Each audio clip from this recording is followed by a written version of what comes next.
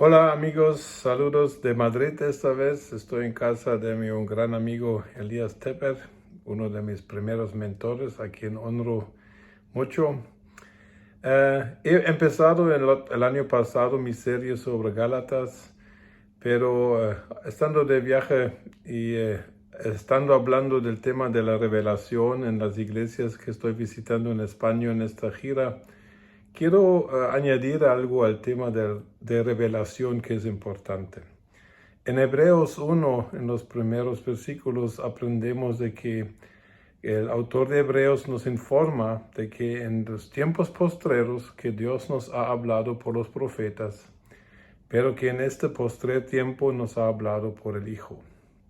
O sea que la revelación de Dios que va progresivamente aclarándose a través de los siglos y los milenios, en Jesucristo llegó a uno de sus puntos culminantes, en que realmente en Cristo, por su primera venida y el anuncio de su segunda venida, se nos ha aclarado bastante lo que es el Evangelio, lo que son los propósitos eternos de Dios y principalmente cuál es el plan de Dios respecto a nuestra redención, que es claramente, únicamente por la fe en lo que hizo Jesucristo en su vida y en su cruz, en su resurrección.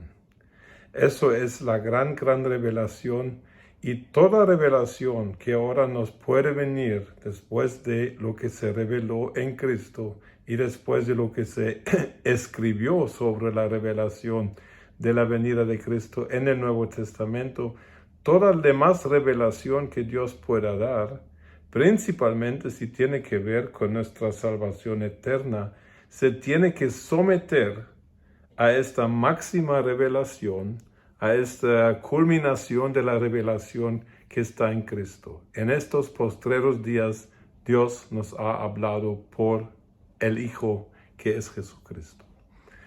En los versículos que siguen en Hebreos, leemos de que se mencionan dos cosas principales. Primero, se menciona una comparación entre Cristo y Moisés. Moisés simbolizando la ley de Moisés y la ley de la Torá y todo eso.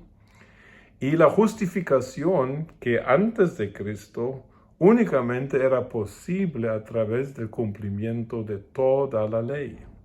También se mencionan ángeles, y el autor de Hebreos nos dice de que Jesucristo y la revelación que trajo al mundo por su sacrificio vicario es una revelación superior a la revelación de la ley, es una revelación superior a todo lo que puedan traer ángeles.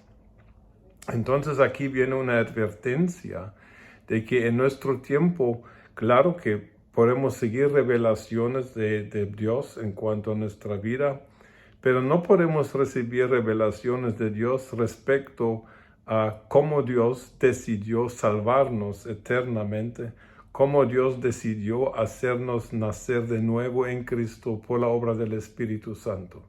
Si aquí entran otras ideas que se añaden a lo que es revelado en el Hijo y por el Hijo, tenemos que rechazar estas ideas. Tenemos que declarar que este tipo de revelaciones no son de Dios, no son apoyadas ni por la palabra de Dios, ni tampoco por el Espíritu de Dios. Un ejemplo clásico histórico que sabemos fue la revelación dada al fundador de los mormones, Joseph Smith, que le apareció un ángel que se autotitulaba Moroni, y de allá nació la iglesia mormona. En Gálatas 1 ya leímos eso, de que Pablo dice que si llegara incluso un ángel a anunciaros otro evangelio que el que he enseñado, anatema sea. O sea que si alguien hoy aparece diciendo de que un ángel se me apareció, y si el mensaje de este ángel, y no dudo que haya ángeles hasta el día de hoy dando mensajes, pero si viene un ángel dando un mensaje que es diferente al Evangelio enseñado por Pablo y por Cristo, este ángel y este mensaje son malditos por Dios porque no son de Dios, no han salido de Dios y no pueden traer realmente ninguna información que nos pueda favorecer. Entonces, toda revelación que hoy recibimos se tiene que medir y juzgar a base de la máxima revelación que nosotros ya recibimos hasta hoy en Jesucristo y lo que Jesucristo dejó enseñado. Ahora, la comparación entre Jesús y Moisés es un anuncio claro, y también en el libro de Gálatas lo vamos a ver muy claramente más adelante, de que la salvación, la justificación del pecador en la Biblia, Dios, por la obra de Jesucristo, ha decretado que esa es la única manera como el hombre puede llegar a ser justo delante de Dios otra vez. La ley de Moisés era un tutor por muchos siglos para señalar hacia la obra de Cristo. La ley de Moisés, el sistema sacrificial, el sistema ceremonial, el sistema sacerdotal, todo esto en su tiempo era el plan de Dios, pero con la venida de Cristo definitivamente llegó a su final y que no debe ser resucitado.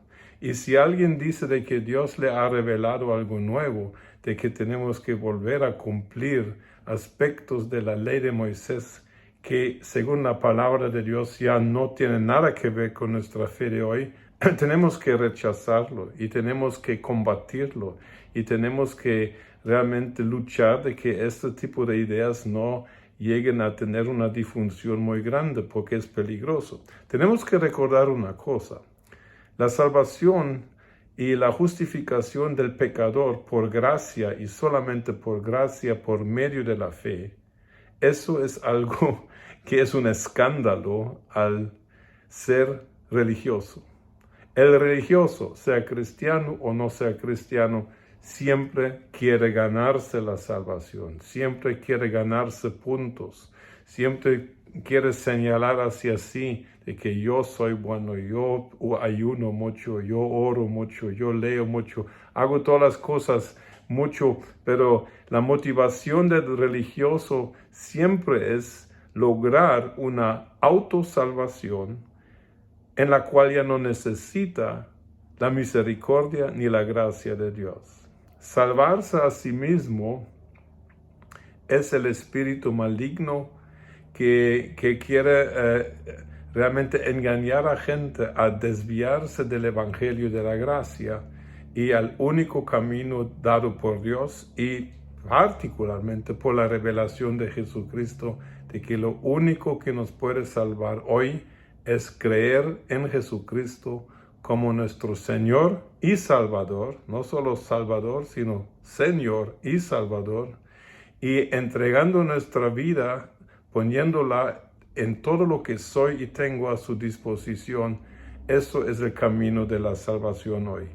Yo no puedo jamás llegar a ser salvo ni justo delante de Dios por lo que la Gálatas llama las obras de la ley, o sea que lo que enseñó Moisés. En su tiempo, la ley era el camino, la voluntad perfecta de Dios. Pero la revelación de Dios, como he dicho, siempre ha sido progresiva. Con la venida del Hijo vino una aclaración. Ahora ya no es por ley, ya no es por cumplir y obedecer a la ley, porque en Deuteronomio 6:25 aprendemos de que si alguien en aquel tiempo cumplía toda la ley, esta ley, eso era su justicia, escribió Moisés.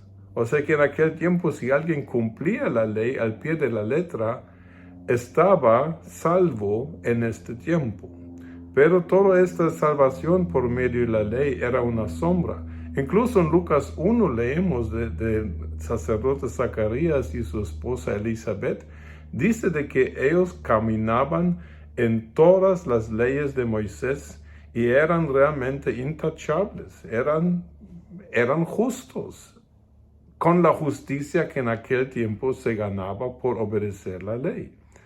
Entonces, la ley fue sustituida en cierta manera por la venida de Cristo y por el camino de justificación por la gracia por medio de la fe. Entonces, hoy día, si alguien dice que Dios me reveló, de que tenemos que volver a cumplir la ley de Moisés, que tenemos que cumplir ciertas observancias de la ley que ya no pueden salvar, porque el Salvador en la persona del Hijo Jesucristo ya vino. Tenemos que rechazarlo y tenemos que decir a esta gente, mucho cuidado con no meterse, con ojear y con dejarse contagiar por ideas de volver a prácticas judaístas que fueron anuladas. La necesidad fue anulada. Vemos en el libro de Hechos, los primeros cristianos, la primera generación de cristianos, unos días, 15, 20 años después de Pentecostés, tenían este conflicto, tenían que resolver cómo se debe salvar las personas de entre los gentiles que no eran judíos. Y llegaron a concluir en Hechos 15 que no tenían que cumplir la ley. Bueno, añadieron unas 4 cositas que era más que todo una concesión a los judaístas entre los apóstoles y los primeros líderes. Pero realmente el evangelio de Pablo es bien claro en Romanos y Gálatas principalmente, que si uno cree de corazón en Cristo, en que Cristo ha sido resucitado de los muertos, y si confiesa con su boca que Jesucristo es el Kyrios, el Señor, eso quiere decir que también lo acepta como Señor y se somete a Él como Señor, entonces será salvo. Entonces, revelación, va a haber más revelación más adelante, pero ya no respecto a la salvación y del modo y del método de cómo Dios decidió salvarnos y justificarnos delante de Cristo. Va a haber, la revelación sigue progresivamente hasta el final, cuando estamos ya todos delante de Dios, y cuando ya estamos delante de Dios y lo vemos con nuestros ojos, ya no va a haber necesidad de más revelación. Pero eso es al fin del mundo, como se describe en el último libro de la Biblia, que tiene por nombre en español Revelación, en griego Apocalipsis. Así que, hermanos, que tengamos mucho cuidado con llamadas nuevas revelaciones que nos quieren hacer regresar a prácticas que por Cristo ya no son necesarias cumplir, o que nos quieren introducir a un misticismo revelado por unos ángeles, supuestos ángeles, donde la Biblia declara, aunque llegara un ángel del cielo a anunciar otro evangelio, hay que considerarlo anatema, no viene de Dios. Que Dios nos ayude a tener un corazón abierto. Y la oración de Pablo es una central en este sentido en Efesios 1, del 17 al 19. Que Dios nos dé el espíritu de revelación y sabiduría en el conocimiento de Él, para que realmente podamos ver cuál es la riqueza de la herencia de Dios dentro de nosotros y cuál es el poder de Dios disponible con tal de que nosotros cumplamos nuestro propósito y nuestro llamado aquí en este planeta mientras Dios nos da vida. Que Dios os y les bendiga donde quiera que me estén viendo. Bendiciones.